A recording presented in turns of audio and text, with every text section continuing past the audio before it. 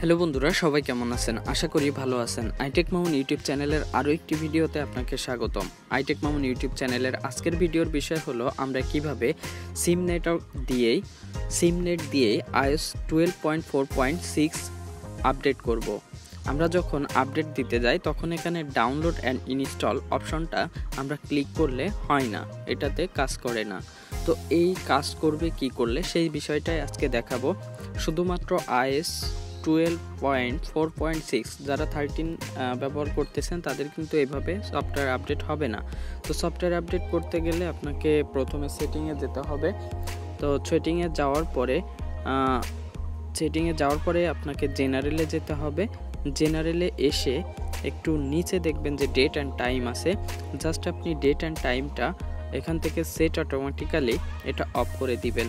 আর এখান থেকে এই যে ডেট দেওয়া আছে এটা হলো আপনি একটু বাড়িয়ে দিবেন। এটা 3-4 মাস আপনি বেশি করে দিবেন। আপনার যেটা থাকবে সেখান থেকে আপনি আর একটু বেশি করে দেবেন। থেকে ব্যাকে ক্লিক করবেন, ব্যাকে দেন এবার আপনি আপনার সফটওয়্যার আপডেটে যাবেন। সেটিংয়ে এসে জেনারেলে আসার পরে সফটওয়্যার আপডেট,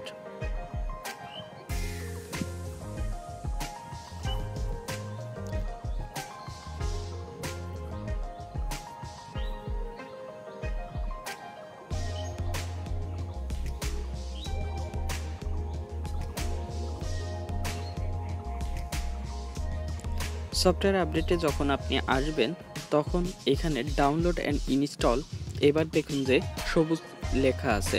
অর্থাৎ এখন আপনি যদি এটার উপরে টাচ করেন তাহলে আপনার আইফোনটি আপডেট হতে শুরু করবে। অর্থাৎ আপনি সিম নেটওয়ার্ক দিয়েই কিন্তু iOS আপডেট করতে পারবেন।